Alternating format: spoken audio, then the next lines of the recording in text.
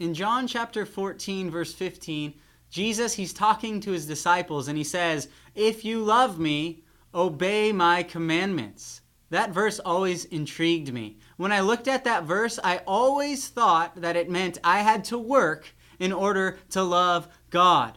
Now, if loving somebody becomes work, I would say you probably don't really truly love them with a passion and with all your heart.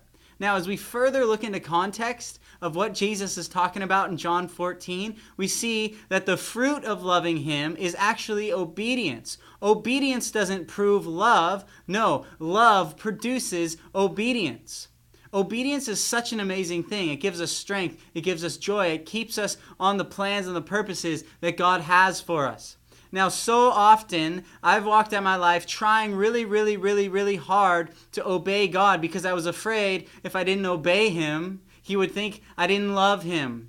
Now, when God gave me that revelation of how his love actually empowers me and his love results in me obeying him, I actually focused more on just loving God rather than obeying him. And when I focused on loving him, obedience was second nature. It was something that I didn't even have to try to do.